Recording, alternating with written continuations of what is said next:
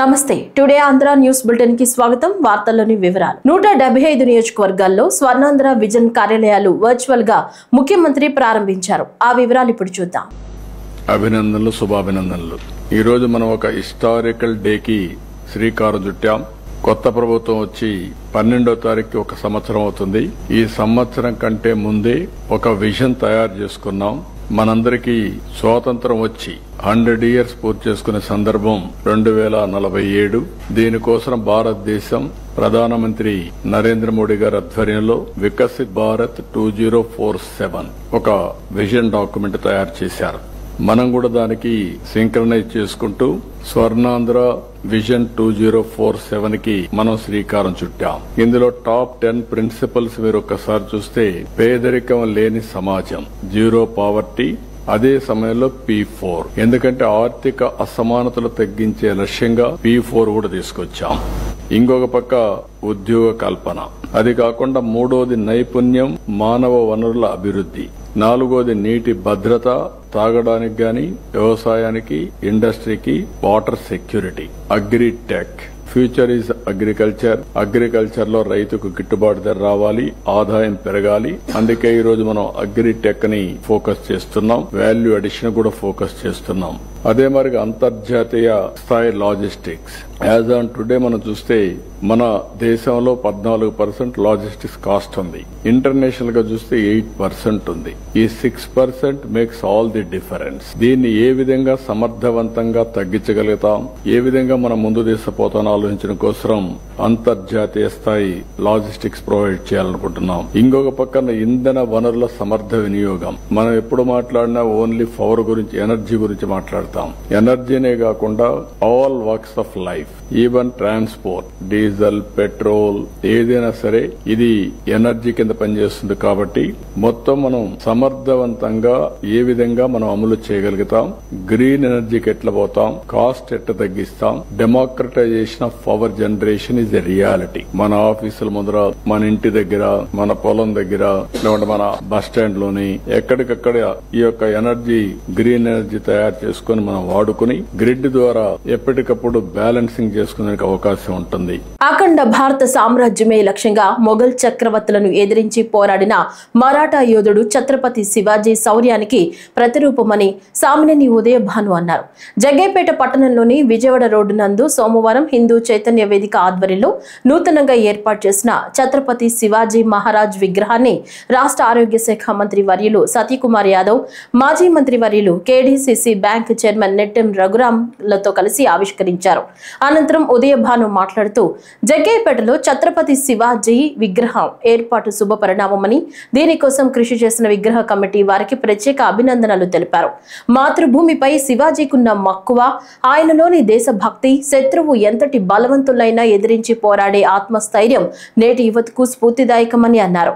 ఆయన జీవితాన్ని యువత ఆదర్శంగా తీసుకోవాలని చెప్పారు. శ్రీరామ్ రాజగోపాల్ గారికి, రాష్ట్రీయ స్వయం సేవక్ సంఘ్ దక్షిణ మధ్య ప్రచారక పెద్దలు మాన్యశ్రీ భరత్జీకి, పార్టీ సీనియర్ నాయకులు, తెలుగుదేశం పార్టీ సీనియర్ నాయకులు, మాజీ మంత్రివర్యులు, చాలా హుందాగా ప్రజలతో మమేకమై వ్యవహరించే నాయకులు నెట్టెం రఘురాం గారు, దశాబ్దాలుగా ఈ ప్రాంతంలో ప్రజాసేవకు అంకితమైన జనసేన పార్టీ నాయకులు సామినేని ఉదయభాను గారు, భారతీయ జనతా పార్టీ నాయకులు మాన్య శ్రీనివాసరావు గారు, మున్సిపల్ చైర్మన్ సోదరులు రాఘవేంద్ర గారు, కుమార్ రాజా గారు, రామ్కోర్ సిమెంట్స్ అధ్యక్షులు శ్రీవాసవ్ గారు, ఈ కార్యక్రమానికి విచ్చేసిన జగ్గైపేట ప్రముఖులకి, హిందూ బంధువులందరికీ కూడా నమస్కారం. మరి మొట్టమొదటి కార్యక్రమం ఈ తిరుమల తిరుపతి దేవస్థానం యొక్క కళ్యాణ మండపాన్ని మనం ప్రారంభించిన తర్వాత శివాజీ గారి విగ్రహాన్ని ప్రారంభించే కార్యక్రమే మొట్టమొదటి కార్యక్రమం. ఇంకా ఇప్పటికీ ఈ ప్రారంభోత్సవం తర్వాత ఇంకా వివాహాలు ఈ పూర్తి మొదలు పెట్టలేదు. ఇంకా దీనికి ఫినిషింగ్ వర్క్స్ ఉన్నాయని చెప్పి కాంట్రాక్టర్ ఇంకా దీన్ని పూర్తిగా హ్యాండ్ ఓవర్ చేయలేదు. మరి అటువంటి కార్యక్రమంలో దీనికి ముందు ఉన్న ప్లేస్లో మరి శివాజీ గారి యొక్క విగ్రహాన్ని, కాంస్య విగ్రహాన్ని ఇక్కడ ఏర్పాటు చేయడం అనేది మరి ఎంతో అదృష్టంగా నేను భావిస్తున్నాను. మరి వాళ్ళ శివస్వామి గారు అలానే భారతీయ స్వామిజీ గారు కూడా ప్రత్యేకంగా ఈ కార్యక్రమాల గురించి మనందరికీ తెలియజేశారు.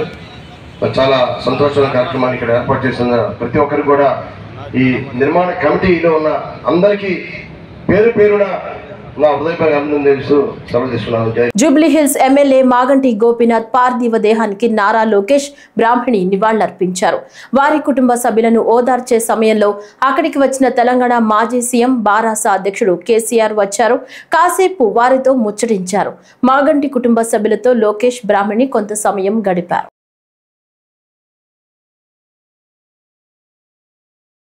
సాక్షి ఛానల్లో కేఎస్ఆర్ లైవ్ లో విశ్లేషకుడు కృష్ణరాజు వ్యాఖ్యలపై అమరావతి రాజధాని జేఏసీ సమన్వయ కమిటీ సభ్యులు కళ్లెం రాజశేఖర రెడ్డి స్పందన వారి మాటలోనే విందాం. నిన్న సాక్షి ఛానల్లో లైవ్ కేఎస్ఆర్ కార్యక్రమంలో మా విశ్లేషకుడు కృష్ణరాజు గారు మాట్లాడిన మాటల్ని అమరావతి రాజధాని జేఏసీ సమన్వయ కమిటీ సభ్యుడైన కళ్లెం రాజశేఖర గారు నేను తీవ్రంగా ఖండిస్తున్నాను. వాళ్ళు అన్నదేంటి, చంద్రబాబు నాయుడు గారు కానీ పవన్ కళ్యాణ్ గారు కానీ ఒక కార్యక్రమంలో ఈ అమరావతి దేవతల రాజధాని అన్నారు. అంటే ఇదివరకు మామూలుగా మనకి ఇంద్రుడిని మామూలుగా అప్పుడు అమరావతి అనే పేరు దాన్ని ఉటంకిస్తూ వారు అంటే దానికి అతనికి ఇష్టం లేకపోతే దేవతల రాజధాని అనే పదం ఇష్టం లేకపోతే అతను వేరేగా మాట్లాడచ్చు. కానీ ఆ మాటను పట్టుకొని పూర్తిగా ఇక్కడ ప్రాంతం అంతా అసలు వేశ్యల రాజధాని, సెక్స్ ఉండే రాజధాని అనే విధంగా మాట్లాడతాన్ని ఏ రకంగా ఈ సభ్య సమాజం ఏ రకంగా చూడాలా, ప్రతి ఒక్కరు కూడా దీన్ని నిర్బంధంగా ఖండిస్తూ అతని మీద కఠినాది చర్యలు తీసుకోవాలని కోరుతా ఉన్నాం. ఎందుకంటే ఇదే ప్రాంతం నుంచి గత 5 సంవత్సరాలు వైకాపా ప్రభుత్వం కానీ అంటే ఆ ఛానల్ యాజమాన్యానికి సంబంధించిన జగన్మోహన్ రెడ్డి గారు ఇదే అమరావతి ప్రాంతాన్ని రాజధానిగా చేసుకొని పరిపాలన సాగించారు. వారి నివాసం కూడా ఇప్పుడు ఉన్న వైకాపా కేంద్ర కార్యాలయం కానీ అన్నీ కూడా దీనికి ఈ అమరావతి చుట్టుపక్కల ప్రాంతాల్లోనే ఉన్నాయి. మరి ఆ కృష్ణరాజు గారు ఎవరిని ఉద్దేశించి అన్నారో ఆయన చెప్పాలా. ఎందుకంటే గతంలో ఉన్న వైకాపా ప్రభుత్వంలో మహిళా మంత్రులైనా కానీ మహిళా ఎమ్మెల్యేలైనా కానీ ఇక్కడి నుంచి పరిపాలన సాగించారు. కాబట్టి అంతేకాదు అతను ఉంటున్న విజయవాడ అయోధ్య నగర్ రైల్వే అపార్ట్మెంట్స్లో ఉంటారు. మరి అతను ఉన్నది కూడా అమరావతి చుట్టుపక్కల ప్రాంతమే. అంటే అతనికి మరి ఎవరు కనపడ్డారు, అతని కుటుంబ సభ్యులు కూడా దీన్ని ఖండిస్తే కానీ అతనికి బుద్ధి రాదు.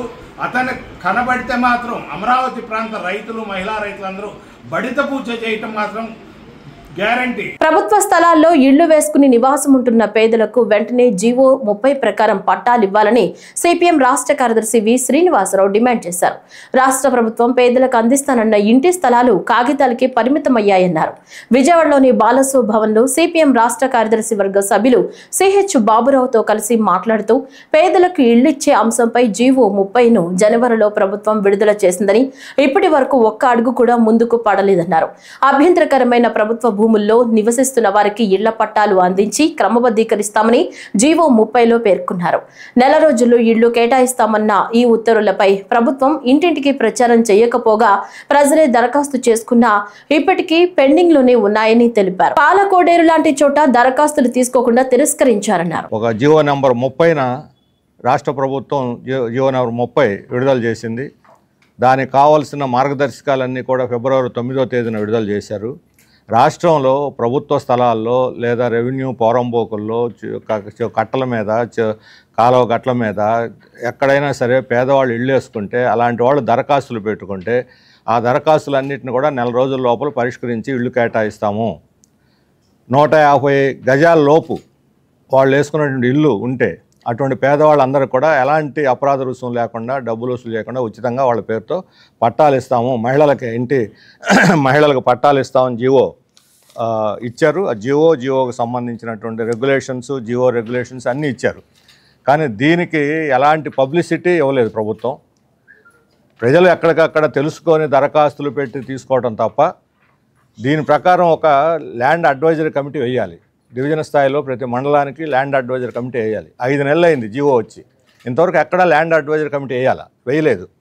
అంటే ప్రభుత్వం ఎంత సీరియస్గా ఉందో 2 సెంట్లు 3 సెంట్లు ఇస్తామని ప్రకటనలు చేయటం, జీవోలు ఇష్యూ చేయటంతో కాగితాల మీద ఉంటే అభివృద్ధి జరగదు.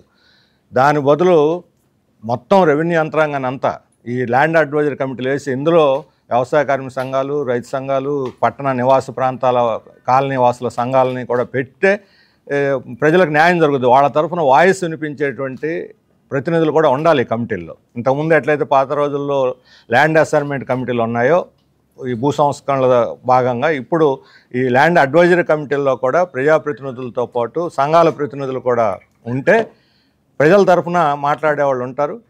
ఇప్పుడు దరఖాస్తులు తీసుకుంటున్నారు కానీ వాటిని పూర్తి స్థాయిలో పరిశీలించడం లేదు. ఒకవైపు మొత్తం యంత్రాంగాన్ని పేదవాళ్ళ ఇళ్లకి పట్టాలు ఇవ్వటానికి వీటిని అన్నిటి కూడా స్క్రూటినీ చేసి చాలా వేగంగా స్పీడ్ ఆఫ్ డూయింగ్ బిజినెస్ అంటున్నారు. మేము అడుగుతున్నాం, ఇదేనా స్పీడ్ ఆఫ్ డూయింగ్ బిజినెస్ అంటే అని అడుగుతున్నాం. 5 నెలలైనా ఇంతవరకు ఒక అడుగు ముందు పడలేదు. పేదవాళ్ళకి ఇళ్ళు ఇచ్చేటువంటి విషయంలో చర్చ లేదు. ఎక్కడ మంత్రులు మాట్లాడరు, సదస్సులు పెట్టరు.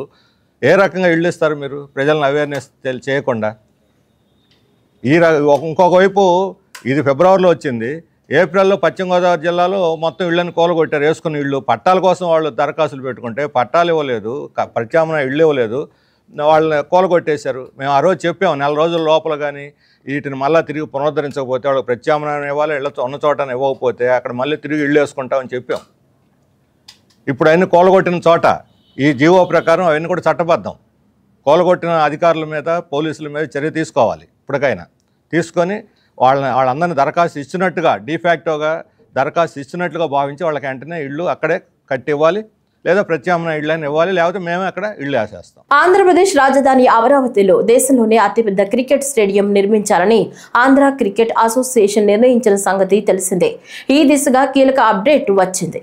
విజయవాడ నోవాటెల్ హోటల్లో ఆంధ్ర క్రికెట్ అసోసియేషన్ అధ్యక్షులు కేశినేని శివనాథ్ అధ్యక్షతన ఏసీఏ వార్షిక సర్వసభ్య సమావేశం జరిగింది. ఈ సమావేశం అనంతరం సమావేశంలో చర్చించిన వివరాలను ఏసీఏ ప్రెసిడెంట్ కేశినేని చిన్ని, సెక్రటరీ సానా సతీష్ మీడియాకు వివరించారు. అమరావతిలో ఇంటర్నేషనల్ క్రికెట్ స్టేడియం నిర్మించే ఆలోచనలో ఉన్నట్లు కేశినేని చిన్ని తెలిపారు. అమరావతిలో నిర్మించే స్పోర్ట్స్ సిటీలోనే క్రికెట్ స్టేడియం నిర్మిస్తామని వెల్లడించారు. ఈ విషయమై ఐసీసీ, బీసీసీఐతో ఇప్పటికే చర్చించామని, వారి ఆమోదం కూడా తీసుకున్నట్లు కేశినేని శివనాథ్ వెల్లడించారు. అమరావతి ఇంటర్నేషనల్ క్రికెట్ స్టేడియాన్ని ప్రపంచ స్థాయి ప్రమాణాలతో నిర్మిస్తామన్న ఏసీఏ అధ్యక్షుడు కేశినేని చిన్ని స్టేడియం కోసం 65 ఎకరాల భూమి ఇవ్వాలని ప్రభుత్వాన్ని కోరినట్లు తెలిపారు. సీఎం చంద్రబాబు ఆదేశాల తర్వాత తదుపరి కార్యాచరణ ఉంటుందని తెలిపారు. అమరావతి స్టేడియం రాష్ట్ర ప్రభుత్వంతో మాట్లాడుతున్నాం. గౌరవ ముఖ్యమంత్రి వారు ఒకటే చెప్తున్నారు, మంచి స్టేడియం, మంచి వసతులు ఉన్న స్టేడియం నిర్మించాలని చెప్తున్నారు. స్పోర్ట్స్ సిటీలో క్రికెట్ స్టేడియం ఉండబోతుంది. దానికి ప్రాథమిక టాక్స్ మా సెక్రటరీ గారు, అంతేకాకుండా గౌరవ మంత్రి నారా లోకేష్ గారు కూడా సహాయంతో ఐసీసీ చైర్మన్ గారిని, బీసీసీఐని అడగటం జరిగింది. త్వరలో మనకి స్థలం రాగానే, ఆంధ్ర క్రికెట్ అసోసియేషన్కి స్థలం రాగానే దాని మీద నిర్ణయం జరుగుతుంది. కాకపోతే ఇన్ ప్రిన్సిపల్గా బీసీసీఐ వారు అంగీకరించడం జరిగింది. కానీ ఒక్కసారి మొత్తం స్థలం వచ్చినాక మనకి ఇక్కడ మంచి స్టేడియం ఈ ప్రాంతంలో రాబోతుంది, అమరావతి మన రాజధాని ప్రాంతంలో రాబోతుందని మీ అందరికీ తెలియజేసుకుంటున్నాం. చంద్రబాబు నాయుడు గారు అయితే మంచి వరల్డ్ క్లాస్ స్టేడియం ఉంటున్నారు కాబట్టి మేమైతే రాష్ట్ర ప్రభుత్వాన్ని 65 ఎకరాలు అడగడం జరిగింది. వారు తప్పక దాన్ని అంగీకరిస్తారని అనుకుంటున్నాం. 65 ఎకరాలు వస్తే ఇప్పుడు అహ్మదాబాద్ స్టేడియం చాలా బ్రహ్మాండమైన స్టేడియం. దాని తర్వాత 1,00,000 మంది కెపాసిటీ ఉండే విధంగా స్టేడియం కట్టాలని మా అందరి ఆలోచన.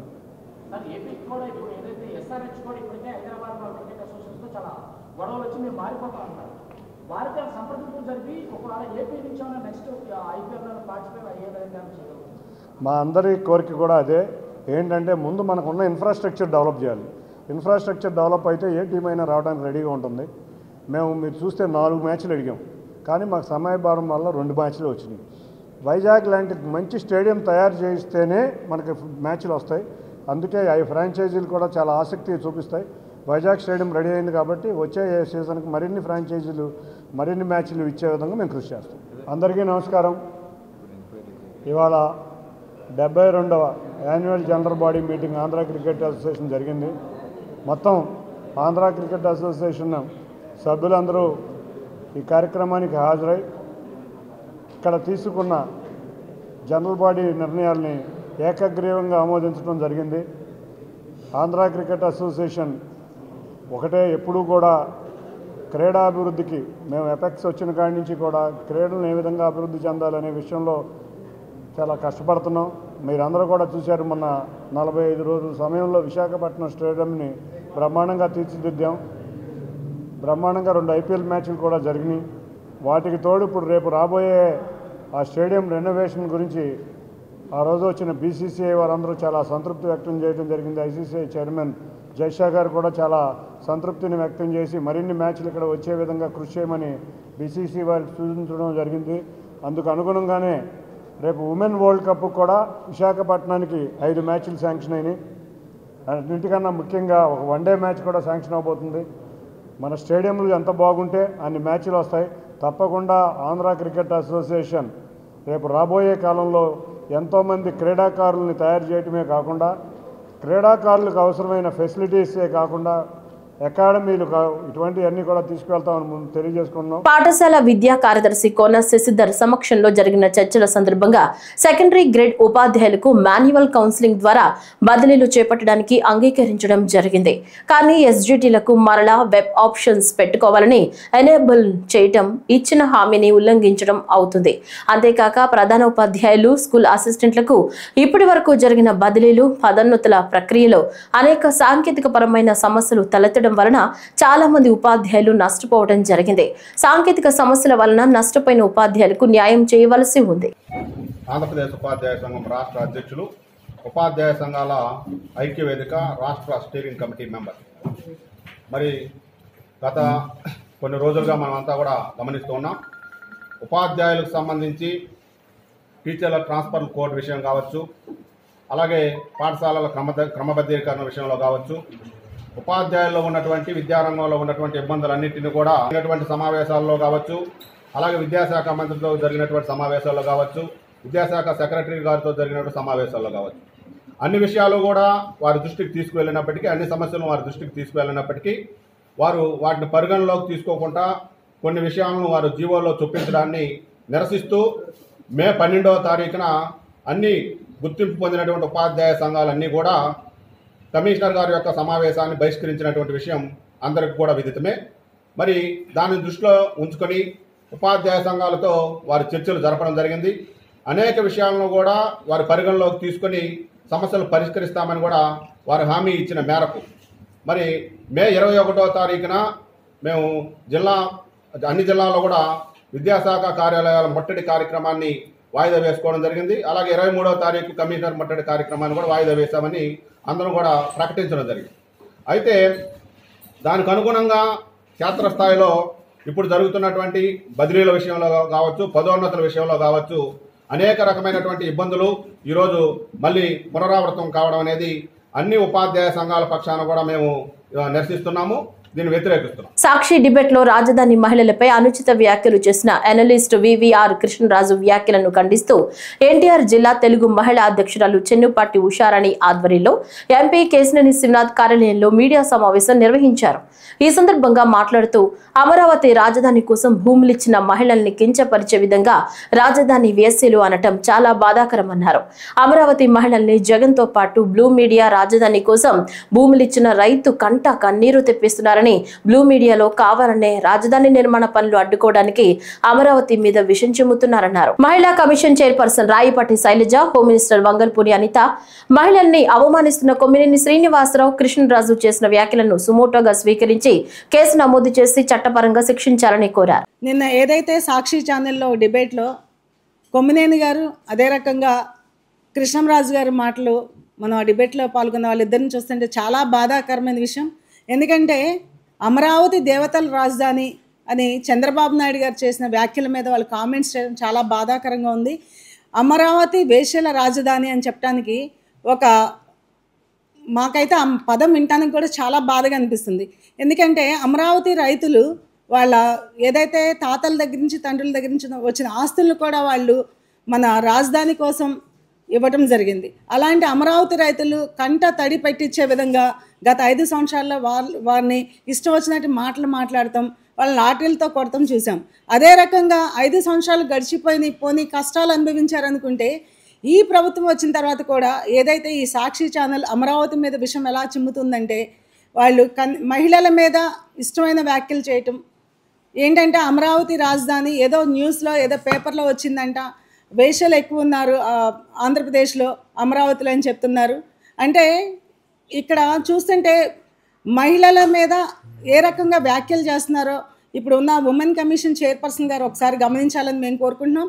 అదేవిధంగా మనకి మహిళా హోమ్ మినిస్టర్ గారు కూడా ఉన్నారు కాబట్టి ఇద్దరు మహిళలే, ఉమెన్ కమిషన్ చైర్పర్సన్ గారు, హోమ్ మినిస్టర్ గారు వెంటనే ఈ వ్యాఖ్యలు చేసిన కృష్ణంరాజు గారి మీద ఈ వ్యాఖ్యలు చేస్తుంటే ఆయన అక్కడ డిబేట్లో పాల్గొన్న మన కొమ్మినేని గారి మీద కూడా చర్యలు తీసుకోవాలని కోరుకుంటున్నాను. లాస్ ఏంజల్స్ లో అక్రమ వలసదారుల తరలింపు తీవ్ర ఉద్రిక్తతలకు దారితీసింది. 44 మందిని పోలీసులు అదుపులోకి తీసుకోవడంతో ఆందోళనకారులు భగ్గుమన్నారు. రోడ్లపై నిరసనలకు దిగారు. దీనిపై తీవ్రంగా స్పందించిన యుఎస్ అధ్యక్షుడు 2000 మంది నేషనల్ గార్డ్స్ ను అక్కడికి పంపాలని ఆదేశించారు. అక్రమ వలసదారులను ఉపేక్షించేది లేదని స్పష్టం చేశారు. అయితే ట్రంప్ నిర్ణయంతో ఉద్రిక్తతలను రెచ్చగొట్టడమేనని కాలిఫోర్నియా గవర్నర్ మండిపడ్డారు. టీచర్స్ బదిలీల విషయంలో వెబ్ కౌన్సిలింగ్ ప్రక్రియను వెంటనే నిలిపివేయాలని మాజీ ఎమ్మెల్సీ కెఎస్ లక్ష్మణ్ రావు డిమాండ్ చేశారు. ఉపాధ్యాయులు గత కొద్ది రోజులుగా చేస్తున్న ఉద్యమాల నేపథ్యంలో ఆయన మీడియాతో మాట్లాడారు. ఉపాధ్యాయుల బదిలీలు సెకండరీ గ్రేడ్ ఉపాధ్యాయులకు మాన్యువల్ పద్ధతిలోనే నిర్వహించాలని చెప్పారు. విద్యాశాఖ మంత్రి నారా లోకేష్ జోక్యం చేసుకుని ఉపాధ్యాయ సంఘాలతో చర్చించాలని తెలిపారు. ఉపాధ్యాయుల బదిలీల కౌన్సిలింగ్ సంబంధించి సెకండరీ గ్రేడ్ ఉపాధ్యాయులకు మాన్యువల్ పద్ధతిలో కౌన్సిలింగ్ నిర్వహించాలని ప్రభుత్వాన్ని నేను కోరుతున్నాను. ముఖ్యంగా విద్యామంత్రి శ్రీ నారా లోకేష్ గారు తన సమయాన్ని ఉపాధ్యాయ సంఘాలకు కొంత ఇచ్చి వాళ్ళతో చర్చలు జరపాలి. కొన్ని నిర్ణయాలు రాజకీయంగా చేయాల్సినటువంటి అవసరం ఉంది. కేవలం అధికారులకు వదిలిపెడితే కుదరదు. ఎందువల్లంటే సెకండరీ గ్రేడ్ టీచర్లు ఒక్కొక్కళ్ళు 2000 నుంచి 3000 వరకు ఆప్షన్లు పెట్టాల్సినటువంటి పరిస్థితి ఉంటుంది. 2017లో కూడా ఇలాంటి పరిస్థితి వస్తే ఆ రోజు ఆందోళన తర్వాత ఆనాటి విద్యామంత్రి గంటా శ్రీనివాసరావు గారు అంగీకరించి మాన్యువల్ కౌన్సిలింగ్ జరిపించారు.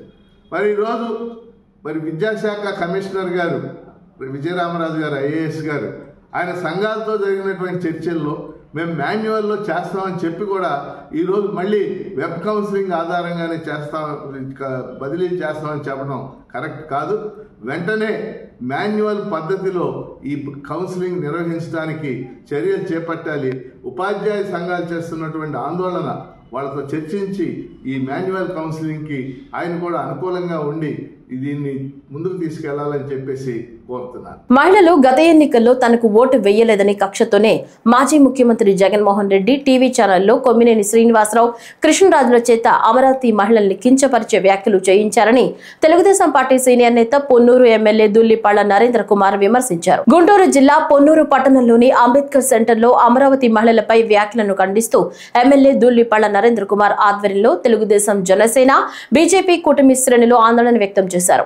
అమరావతి మహిళలపై అసభ్యకరమైన వ్యాఖ్యలు చేసిన చైర్మన్ భారతిరెడ్డి, జర్నలిస్టులు కొమ్మినేని శ్రీనివాసరావు కృష్ణరాజులను కఠినంగా శిక్షించాలని డిమాండ్ చేశారు. మాజీ ముఖ్యమంత్రి జగన్ మహిళలకు క్షమాపణ చెప్పాలని డిమాండ్ చేశారు. అనంతరం పట్టణంలో భారీ ర్యాలీ నిర్వహించారు. ఈ కార్యక్రమంలో తెలుగుదేశం జనసేన బీజేపీ కూటమి శ్రేణులు పెద్ద సంఖ్యలో పాల్గొన్నారు. ఆంధ్రప్రదేశ్ మహిళలను అవమానించే విధంగా, ఈ రాష్ట్రంలో వేశ్యలు ఎక్కువ ఉన్నారనే విధంగా తన ఛానల్లో భారతిరెడ్డి గారు కొమ్మినేని శ్రీనివాస్ని కృష్ణరాజు అనే ఒక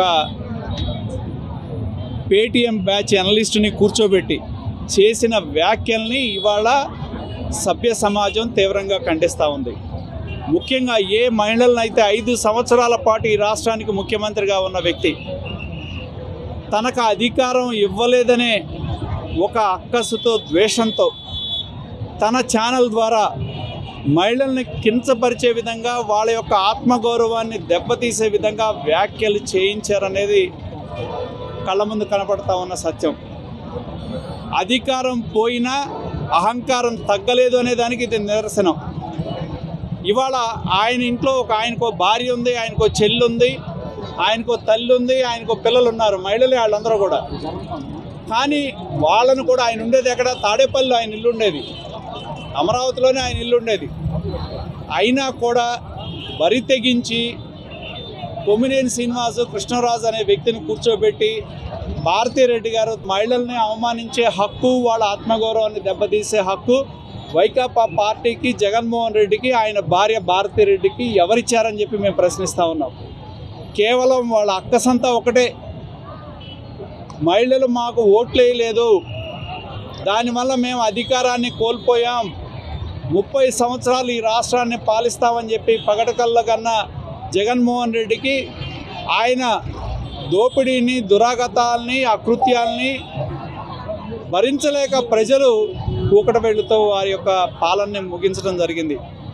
ఆ అక్కసని, ద్వేషాన్ని ఇవాళ ఆంధ్రప్రదేశ్లో ఉన్న మహిళల మీద చూపెట్టడం జరుగుతూ ఉంది. ప్రత్యేకించి అమరావతి ప్రాంతంలో ఉన్న మహిళల మీద కూడా చూపెడతా ఉంది. జగ్గైపేట మండలం ముక్త్యాల కృష్ణా నదిపై నిర్మించనున్న బ్రిడ్జి వల్ల దశాబ్దాలుగా ఎదురు చూస్తున్న ఎన్టీఆర్ జిల్లా, గుంటూరు జిల్లాల ప్రజల కళ సాకారం కానుందని ఎన్టీఆర్ జిల్లా జనసేన పార్టీ అధ్యక్షులు సామినేని ఉదయభాను తెలిపారు.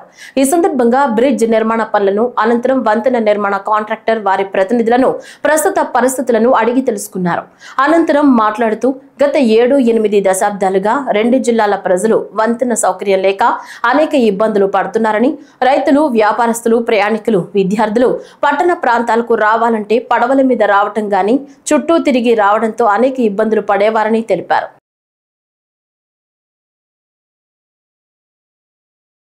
సమాజ సేవలో ఆర్యవైశ్య సంఘం నూతన కమిటీ ముందుండాలని శాసనసభ్యులు శ్రీరామ్ రాజగోపాల్ తాతయ్య అన్నారు. తెలంగాణ రాష్ట్రం ఖమ్మం జిల్లా కల్లూరు గ్రామంలో ఆర్యవైశ్య మహాసభను జిల్లా ఆర్యవైశ్య మహాసభ యువజన సంఘం, మహిళా సంఘం, వాసవి సేవాదళ్ మరియు అనుబంధ సంఘాల వారు ఏర్పాటు చేసిన నూతన కార్యవర్గం ప్రమాణ స్వీకార మహోత్సవంలో జగ్గయ్యపేట శాసనసభ్యులు శ్రీరామ్ రాజగోపాల్ తాతయ్య ముఖ్య అతిథిగా పాల్గొన్నారు. ఈ సందర్భంగా మాట్లాడుతూ సమాజ సేవలో ఆర్యవైశ్య సంఘం ముందుండాలని అన్నారు. ఆర్యవైశ్య సంఘ కమిటీలు ప్రజాసేవ చేస్తూ మంచి పేరు తీసుకురావాలన్నారు. ఈ కార్యక్రమంలో ఆర్యవైశ్య ప్రముఖులు తదితరులు పాల్గొన్నారు.